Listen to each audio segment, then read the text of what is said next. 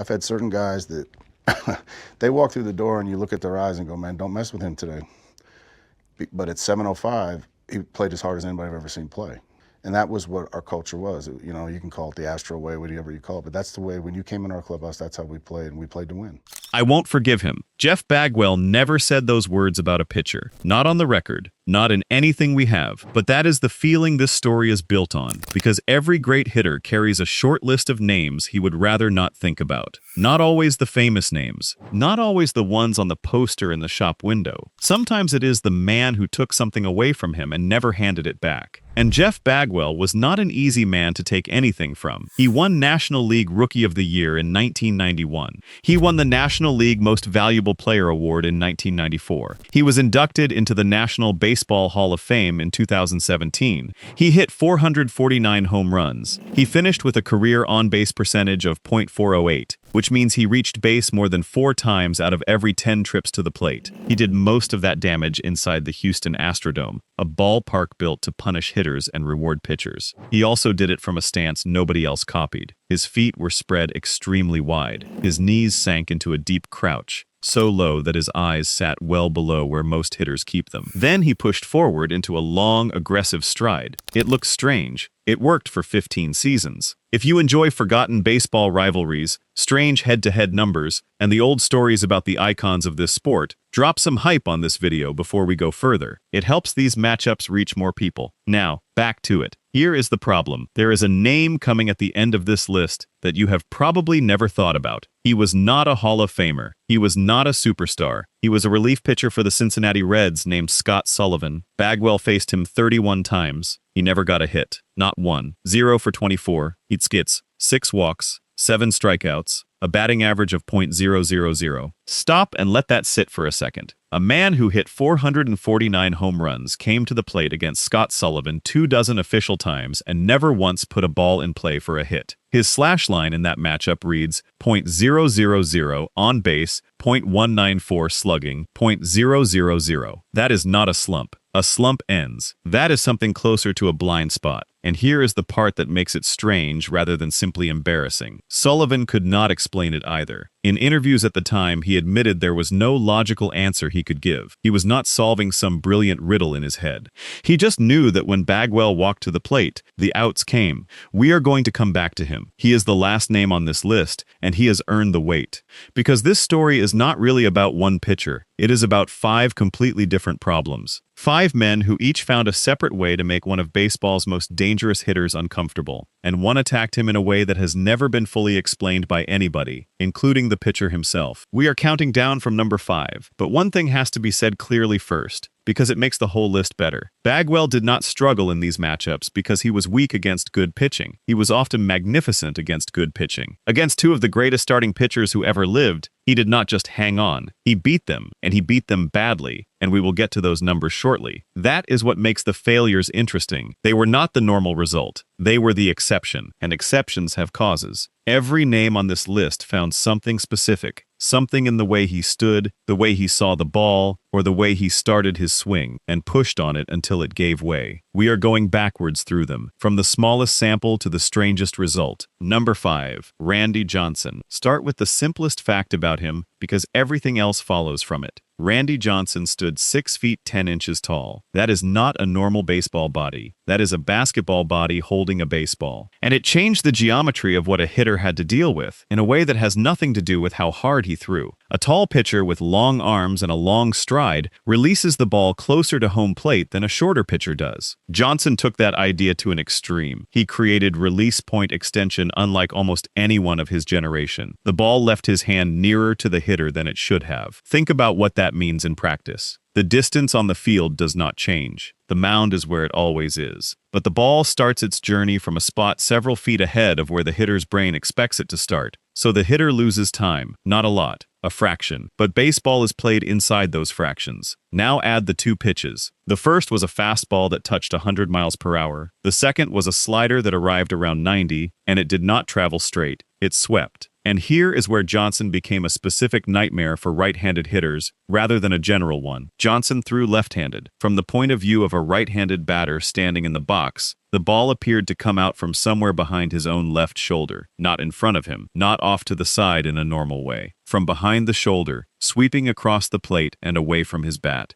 Now put Jeff Bagwell in that box. Remember the crouch. Remember how low he sat. That deep stance was one of his greatest weapons, because it kept him balanced and it kept him strong, but it also lowered his head to a very specific height. Unfortunately for him, that height sat directly in the natural visual line of Johnson's sweeping slider. Read that again, because it is the whole section in one sentence. The exact thing that made Bagwell great put his eyes in the worst possible place against this particular pitcher. His head was sitting in the path the slider traveled through. The pitch came from behind his shoulder, crossed his eye line, and kept going. Bagwell only faced Johnson 16 times over his career, so nobody should pretend this is a huge sample of evidence. It is not. But the 16 we have tell a consistent story. He hit .200. He struck out 6 times. In 16 trips to the plate, a man who reached base 4 times out of 10 in his career walked exactly once. He did get 1 home run off Johnson, and that matters. Nobody should say Johnson erased him. A hitter that good is never fully erased. But look at the shape of those trips to the plate. 6 strikeouts and 16 chances is a rate no elite hitter wants attached to his name. What the numbers really show is that Johnson forced right-handed sluggers into a defensive swing. That is the phrase that fits. Defensive. It means you are no longer hunting a pitch to punish. You are protecting yourself. You are trying not to look foolish. You are swinging to survive the at-bat rather than to win it. That is a small change in mindset. It is an enormous change in outcome. It is worth pausing on how unusual that is for a hitter of this quality. Bagwell spent 15 seasons being the man other people worried about. He was the reason opposing managers changed pitchers. He was the reason first base got left open in the 8th inning. His whole professional life was built on the idea that he was the threat in the equation, and almost every pitcher who walked out to face him had to think about that first. Randy Johnson did not have to think about it at all. That is the quiet insult buried inside those 16 plate appearances. It was not that Bagwell lost the battle. It is that he was, for once, not the dangerous one in the confrontation. He was the man trying to survive, and the whole ballpark could see it. Because Bagwell's power came from a chain of movements. Weight loads back. Stride goes forward. Hips open. Hands come through. Every link in that chain needs time and confidence. Take away the time with release extension. Take away the confidence with a 100-mile-per-hour fastball and a slider crossing your eyes. Now the chain does not fire properly, and you cannot relax for a single pitch. Not one. Against most pitchers, a hitter can afford a moment where he loses focus and gets away with it. Against Johnson, that moment is a strikeout, or worse. There is one small footnote here that softens the story slightly. In late 1998, Houston traded for Randy Johnson to push for their division title. So for a short stretch, these two were on the same side. The rivalry simply stopped. Bagwell got to stand in the dugout and watch that arm work for him instead of against him. Then it went back to normal, and the problem came back with it. Johnson represents the first type of difficulty on this list. Pure physical intimidation. Size, speed, and an angle nobody could get comfortable with. The next man was the opposite in every possible way. Number 4, Greg Maddux. Maddux did not throw 100. He did not tower over anybody. He looked like an accountant who had wandered onto the field. They called him the Professor, and the nickname was not about kindness. It was about the way he seemed to know what a hitter was thinking before the hitter knew it himself. So let us be honest about the results first, because the results do not match the legend. Bagwell faced Maddux 102 times. He hit .293. He got 24 hits. He hit 7 doubles and 7 home runs. He drove in 17 runs. He drew 12 walks. His slugging percentage in that matchup was .543, and his OPS was .896. Those are not the numbers of a beaten man. Those are good numbers against one of the best control pitchers in the history of the sport. If you only looked at the stat sheet, you would say Bagwell handled him. So why is Maddux on this list at all? Because with Maddux, the stat sheet was never the whole battle. Every meeting between these two turned into a mental contest, and that contest produced one of the strangest pieces of baseball folklore ever attached to a single hitter. It has a name, the Bagwell Gambit. Here is the story as it was told for years in books, articles, and broadcast booths. The theory went like this. During a regular season game, with Atlanta leading by a wide margin, Maddux supposedly threw Bagwell an easy fastball on the inner half of the plate. a gift. Bagwell hit it for a home run. But according to the legend, that home run was the point. Maddux was said to have given it up on purpose. The idea was that Bagwell would file that pitch away in his memory. He would start looking for it. He would sit on it. And then, months later, in a postseason game where the season was on the line, Maddux would set him up the same way and throw something completely different. A slider away, a changeup away. Bagwell would be leaning in for the fastball that never came, and the game would be over. That is the Bagwell gambit. A home run given away in June to steal an out in October. It is a wonderful story. It is also, according to the actual evidence, not true. Detailed statistical analysis has looked at this idea and taken it apart. Maddux did not show any extra success against Bagwell in close and late situations. He did not show extra success in postseason games that followed regular season home runs. The pattern the legend requires simply is not there in the record, and the strongest evidence against it is the direction the matchup traveled. If Maddux was slowly training Bagwell into a trap, then Bagwell should have got worse over time. He got better. In his final 45 at-bats against Maddux, Bagwell hit 7 home runs. That is not a hitter being led into a trap. That is a hitter who had worked the man out. So why does the story survive? Because it feels true. That is the honest answer. The Bagwell gambit exists as a legend for one reason. People believed Maddux was capable of it. Nobody tells that story about an average pitcher. Nobody invents a chess move for a man who just throws hard and hopes. The legend is a compliment to Maddux, and it is also a strange kind of compliment to Bagwell, because it took 2 memorable competitors to make anyone believe it in the first place. But it is also a small burden to carry. For years, one of the best hitters of his generation had his name attached to a story about being outsmarted. He hit .293 against the man. He hit 7 home runs off him, and the story people repeated was about a trick. That is a different kind of loss. Not on the field. Somewhere else.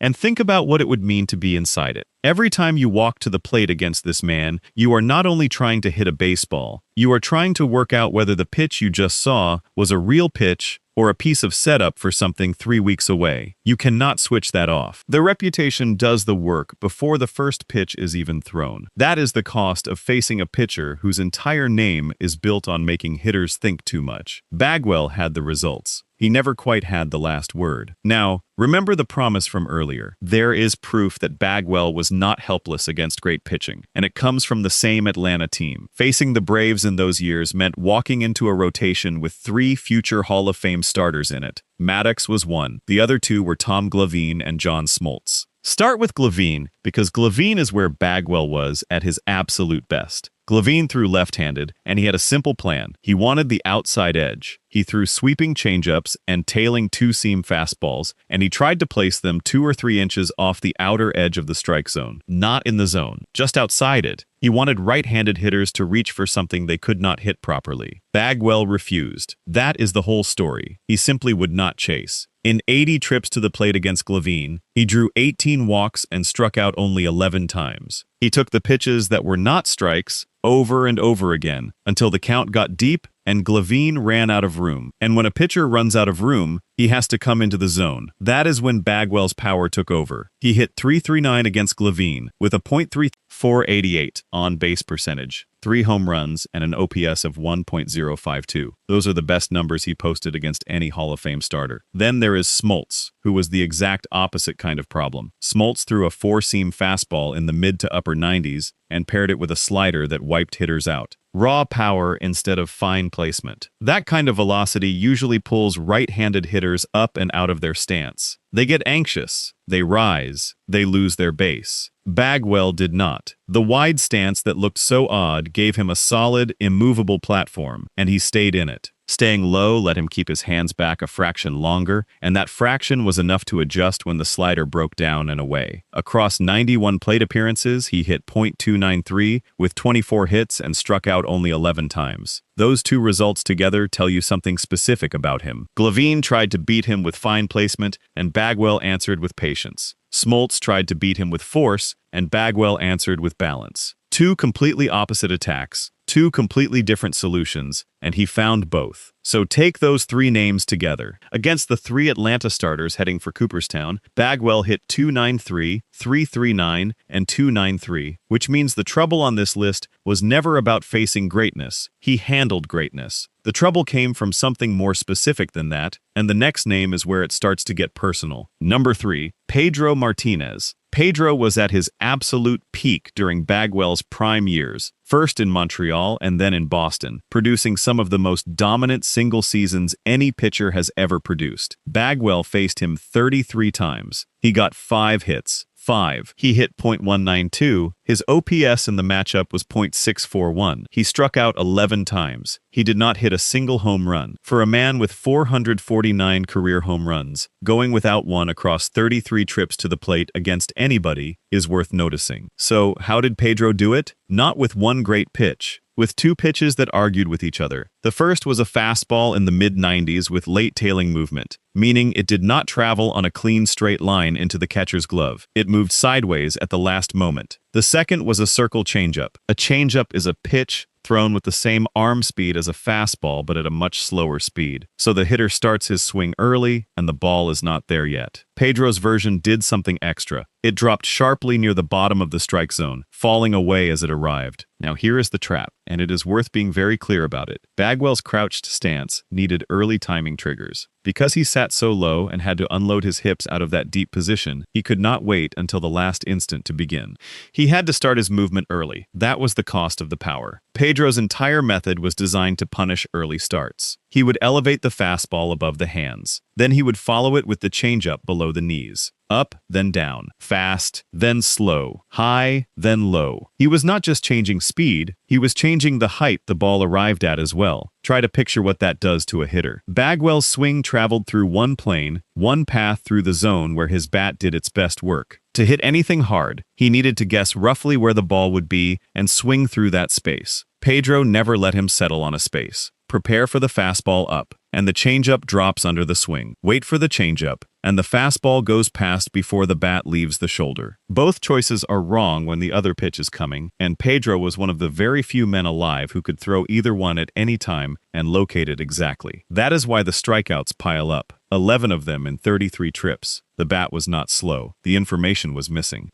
And notice what is absent from that matchup. No home runs. None. This is a man whose entire value came from turning mistakes into damage, and across 33 trips to the plate, he never got the pitch he needed, or never got it at a moment when he was ready for it. Power hitters live on the pitcher's errors. Pedro did not make enough of them, and the few he did make arrived at a height or a speed Bagwell was not set up for. There is something almost unfair about the design of it. Most pitchers give a hitter one thing to worry about and hope it is enough. Pedro gave him 2 and made both of them equally likely, and threw them from a delivery that looked the same either way. To his credit, Bagwell still drew 6 walks in that matchup, which tells you he was not simply flailing. He could tell balls from strikes, he just could not tell which strike was coming. And now for a comparison that shows exactly what Bagwell did when he could tell. Meet John Franco. Franco was a left-handed closer who spent years surviving against the best right-handed power hitters in the National League. His method was the same family of ideas Pedro used. Change speeds, locate carefully, never give a slugger the same look twice. On paper, he should have been another frustrating matchup. He was not. Bagwell destroyed him. Across 17 plate appearances, Bagwell hit .417 with a .588 on-base percentage and a .750 slugging percentage. His OPS was 1.338. 5 hits, 5 walks, a home run. Why the difference? Because Bagwell found something. Franco was tipping his pitches. Tipping means giving away what is coming before you throw it, usually through some small habit you do not know you have. In Franco's case, the giveaway happened before the windup even started. When he was preparing to throw his circle changeup rather than his slider or fastball, his glove sat slightly differently, and his free hand sat slightly differently. Bagwell spotted it, and once he spotted it, the whole battle changed. He knew when the off-speed pitch was coming, so he simply did not swing at the ones outside the zone. That is where 5 walks in 17 trips comes from. And when a pitch was in the zone, he was not guessing at all. He turned on it. That is the difference between Pedro and Franco in one line. Both tried to beat Bagwell with deception. Franco's deception had a leak in it. Pedro's did not. Which brings us to a man who did not bother with deception at all. Number 2, Curt Schilling. Schilling was aggressive. He had power stuff. He was one of the premier pitchers of Bagwell's whole generation, and his approach was refreshingly simple. He would not pitch around anybody. He challenged hitters. He came at them. 2 relentless competitors, and neither one interested in giving ground. They met 75 times, which makes this one of the largest samples on the list. It was an intense, high-velocity battle. Schilling won it.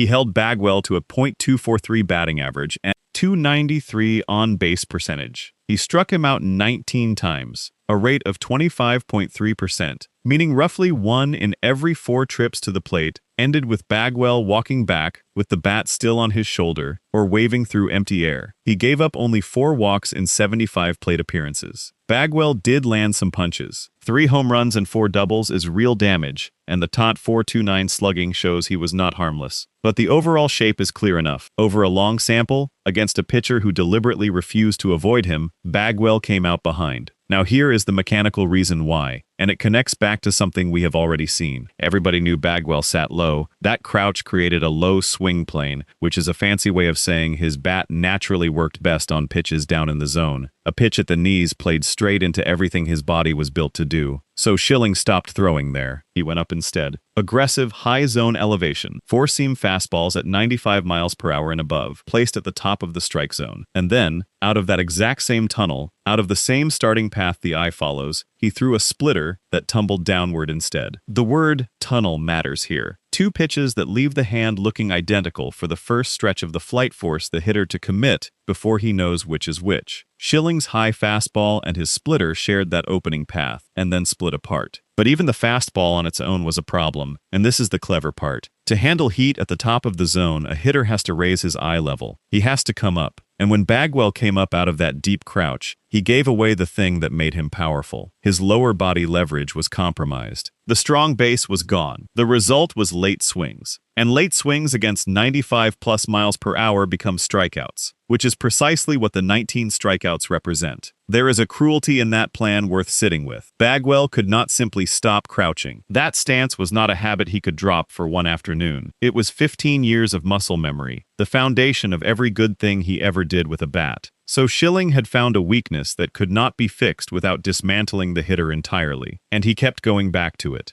75 plate appearances is a long relationship. That is years of meetings, years of Bagwell knowing exactly what was coming, high heat and then the pitch that falls out of it, and still only 4 walks to show for all that knowledge. Knowing the plan and beating the plan are 2 different things. So Schilling did not outthink Bagwell the way Maddux was supposed to have done. He did something more direct. He looked at the way the man stood, worked out which part of the zone that stance could not defend, and threw there, over and over again for years. There is a useful contrast to place beside this one, and it involves a former teammate. Mike Hampton and Jeff Bagwell shared a dugout in Houston for years. They were core members of those division-winning Astros teams in the late 1990s. Then Hampton left, through a trade and then free agency, and suddenly the 2 of them were opponents. They faced each other 17 official times, and the results are unusual. Bagwell hit .267 with a .353 on-base percentage. He got 4 hits and drew 2 walks, and he struck out 0 times, not once. Hampton threw a hard-running sinker, and his whole plan against right-handed power hitters was to jam them inside and force weak ground balls. That is a real plan, and it works on plenty of hitters. It did not get Bagwell out on strikes, because of all those years together. Spring training, intra-squad sessions, countless repetitions watching that arm from short distance. Bagwell knew where the sinker was going before it got there, so he took a contact approach and simply put the bat on it. But look closer, because the sinker still won something. Bagwell's slugging percentage against Hampton was .267, exactly the same as his batting average. That means every single hit he got was a single, not 1 double, not 1 home run, 0 extra base hits. So Hampton could not strike him out, and Bagwell could not drive the ball. Familiarity cut both ways. Bagwell knew the man too well to be fooled, and the man knew Bagwell too well to be beaten. 17 trips to the plate produced nothing dramatic in either direction, just a former teammate quietly taking the power away, 1 soft single at a time. Put Schilling and Hampton side by side and you get the honest picture. 1 elevated and got strikeouts. 1 stayed down and got weak contact. Neither one avoided him. Bagwell's reputation did not scare people off the plate, which leaves the strangest case of all. Number 1, Scott Sullivan. We opened with the number, so you already know it. 0 for 24. Now let us find out how. Sullivan pitched in relief for Cincinnati, and he did not throw like most pitchers. He threw from a low sidearm slot, almost submarine, meaning his arm came around from near the level of his hip rather than up over his shoulder. Very few pitchers throw that way, and hitters see it rarely, which is exactly why teams keep such men around. That low arm created a crossfire trajectory. Against a right-handed hitter, the ball started out wide, appearing to come from somewhere outside the batter's box entirely, and then swept back across, breaking sharply toward the lower inside corner of the plate. So the pitch came from the wrong place and finished in the wrong place. It began where a right-handed hitter had no reason to look and ended in the tightest, most awkward part of the zone he could be asked to defend. Now bring back Bagwell's stance one last time, because everything meets here. That deep crouch lowered his center of gravity, and it lowered his eye level significantly compared to a normal hitter facing a normal over-the-top release point. Against most pitchers, this cost him nothing. His eyes were low, the release point was high, and the relationship between them was consistent, so his brain could learn it. Sullivan's release point was low too, so the usual relationship collapsed. The ball entered Bagwell's field of vision late, and it entered from an angle he almost never saw. He was picking the ball up later than normal against a pitch that was already traveling sideways. Then comes the second half of the problem, and this one is physical rather than visual. Bagwell generated his power by shifting his weight deep onto his back leg and then striding a long way forward. It is a big, committed movement. Once it starts, it is very hard to stop or shorten. Sullivan's pitch sank late and moved in on him, so Bagwell would begin that long stride, commit his weight forward, and the ball would dive in toward his hands at the last moment. The result was that he got jammed, over and over. His front hip locked. And once the front hip locks, the bat cannot come through the hitting zone on time. The whole chain seizes up. The barrel arrives late, and a hitter who is late on an inside pitch does not hit it hard anywhere. That is the mechanism. A visual blind spot combined with a body position that could not adjust once it had committed. And now look again at the numbers with that understanding, because they suddenly make a specific kind of sense. 6 walks. That is important, and it is the part that protects Bagwell's reputation here. He was not swinging at everything in a panic. He could still recognize a ball from a strike well enough to take his base 6 times in 31 plate appearances. His eye was working. 7 strikeouts. Also important, and it says the swing was not working. And in the middle of those 2 facts sits the whole. 24 official at-bats and not 1 hit. Not a bloop. Not a ground ball that found a gap. Not a lucky bounce. Over a long enough run, even a badly overmatched hitter usually stumbles into something. Bagwell never did. And it went on long enough that he must have known. That is the part that stays with you. This was not one bad night he could shake off in the shower. 31 meetings is a slow, repeated experience spread across seasons. He would have seen the name warming up in the bullpen. He would have known the arm slot was coming. He would have walked to the plate carrying the whole history of it, and then it would happen again. Hitters are supposed to be able to fix things. That is the job. You watch the video, you adjust the stride, you move on the plate, you change your approach. Bagwell was one of the smartest hitters of his generation, and against this one relief pitcher, none of it took hold. This is one of the most extreme individual head-to-head results in modern baseball history, and here is what makes it linger. Sullivan did not know why either. He said so at the time. He admitted he could not logically explain why Bagwell struggled so intensely against him. He had no secret. He was not sitting in the clubhouse with a plan for this one hitter. He was a relief pitcher throwing the same strange pitch from the same strange angle that he threw at everybody, and against this one particular Hall of Fame batter, it worked every single time. That is the uncomfortable truth underneath it. Hitting mechanics can produce visual blind spots that no amount of talent can talk its way out of. Bagwell was not being outclassed. He was being out-angled by a man who could not have drawn you a diagram of what he was doing. And that is why Sullivan sits at the top of this list rather than the great names below him. Randy Johnson beat plenty of right-handed hitters. Curt Schilling beat plenty of right-handed hitters. That was their job, and they were superb at it.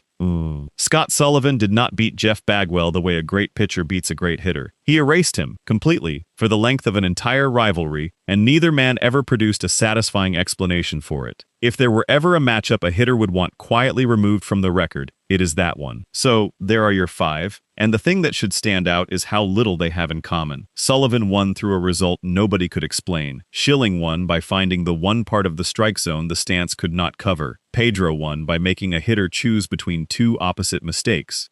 Maddux never really won at all on the field, but he won in the story people told afterwards. And Randy Johnson won the way a mountain wins, just by standing where he stood and throwing from where he threw. 5 men, 5 kinds of trouble, 5 keys to the same lock. There was no single weakness to expose here, which is why no 2 of them attacked him the same way, and why none of their methods would have worked in another man's hands. But end where the evidence actually points, because it would be dishonest to leave it anywhere else.